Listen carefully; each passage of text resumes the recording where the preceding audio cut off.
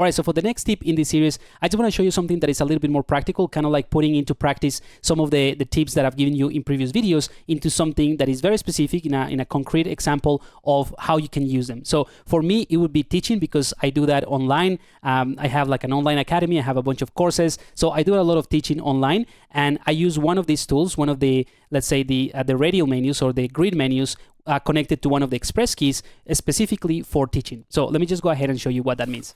All right, so here we are in ZBrush. Again, this is something that I've been showing you throughout this series, just because it is a software that I use quite often, and it's usually how I start my concepts. So this is one of the characters that I've developed for the course that I have online called the Extra Mile. So this is a character that I use as a demo to teach the students how to create something like this. So this is the 3D model, but then I'm going to show you the final render, right? So this is what I end up with. This is one of them. This is another render, kind of like showing this, squid creature, and it's hunting things in the river or the lake or whatever. But the reason I want to show you this is because if I go back in here, and we're in the process of finalizing these or adding details or establishing proportions and things like that, if I take something, and let's assume that this is from a student, for example, I'd like to give critiques or feedback that are actually going to help the student, right? So what I've done is I mapped a grid menu to one of the express keys in my tablet. So if I click on the one that I've assigned, so it could be anything. So I'm not going to cover how to create any of these or how to assign them, because that's what we've done in the previous videos. But anyway, so this is my teaching tools. Doesn't say, you see that it says teaching tools in here. And I have this pin on the right hand side. So every time that I bring this in, it's going to open up in that area. All right. And it's very simple. I only have 5 buttons, and these buttons are the ones that I use all the time when I'm, providing feedback. So for me, let's go ahead and go back into Photoshop. By the way, I can bring this from absolutely any window that I'm in.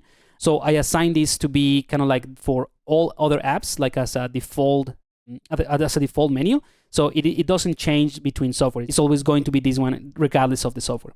So let's go back in here. This is just a blank document. And so if I'm providing feedback, or if I'm just like, giving classes or whatever it is, what I'll do is I said, okay, this needs a bit of refinement in certain areas, right? So I like to just go ahead and click on this icon.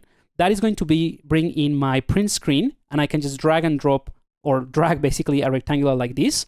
Then I'll go back into Photoshop and I click this icon to paste. So I'll just paste it in place. So now I can just go ahead and say, you know what, let's be careful with this wrinkle increasing here too much. Maybe we can add a little bit more of a compression fall happening here. In terms of proportion, maybe we can take the entire glove and scale it up, and this is the type of things that I do. So it just allows me to provide this feedback and to create this type of paintovers and this sort of thing very, very easily. Now, if I want to, I can also, let's say, go back in ZBrush. I can just go ahead and do something like this, do another print screen, copy that. Let's go back into Photoshop. I can paste it, and let's go ahead and play around with this. So we can say, okay, this is a much larger, I don't know, just to change the scale a little bit. And I can just go ahead and click on this one to copy this layer and paste it again. So again, just copy and paste. So Control-C, Control-V, but it allows me to do that without even thinking about the keyboard at all, right? So let's say that this is what I want to do for whatever reason. I can create a new layer here, and I can just go ahead and start maybe with a different brush. Actually, I usually use this one. There you go. I start blending this and say, okay, this large arm is something that works a little bit better in this context, blah, blah, blah. And there we go. So basically, this is obviously very, very rough, but this is the idea, that I can just go ahead and copy, paste, duplicate things, screenshot this, and so on and so forth very quickly with this Wacom menu, right? Now, these other two are for additional things. So let me just go back into ZBrush.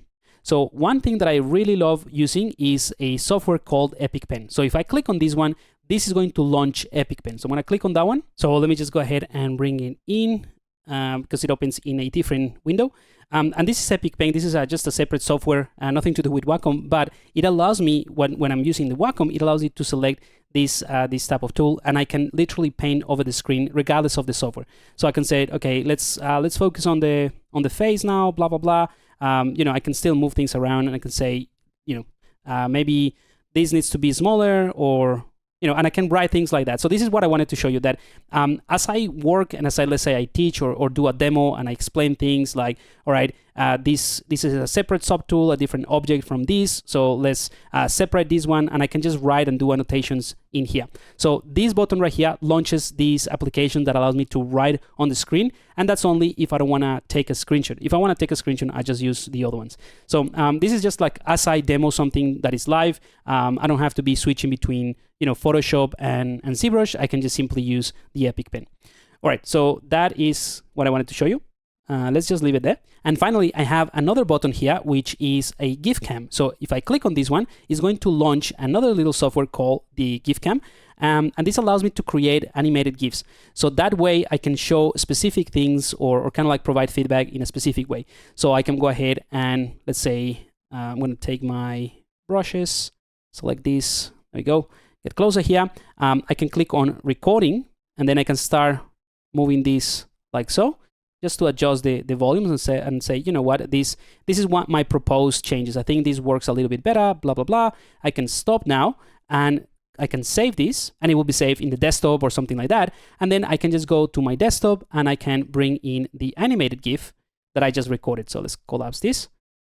There we go. So you see, it is a very simple way of creating these GIFs. So I can take something like this, and we have an online community for my course. I can post this in there and create a description, and the students that way they know a bit better, or like a bit more specifically what I'm referring to when I describe certain things. So again, this is something that, because I have the Wacom devices and the Wacom tools, it allows me to teach and it allows me to do a specific task, which is again very specific to what I do on a daily basis, teaching in this case. But I just wanted to show you that you can create everything that you want to, or customize anything that you want in your tablet or in your Wacom Express keys and your buttons to suit the specific workflow or the specific profession that you're in. So in my case, it's teaching, and that's why I have these tools in here. So I'm going to leave this tip here, and I'll see you in the next one.